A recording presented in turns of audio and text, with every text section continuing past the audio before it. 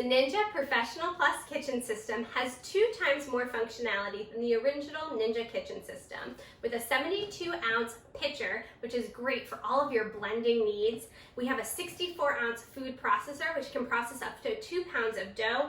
And of course, you get 2 single-serve cups for all of your blending needs on the go. Today, I made a full meal with all of my vessels, but you can also use each one independently to make a variety of recipes. I did taco night, and I actually ground the ground beef for the tacos in my food processor. Then I made a delicious homemade salsa. I call this a blender salsa because I did it all in that single serve cup, fresh tomatoes, onions, cilantro, and a little lime juice. That smells delicious.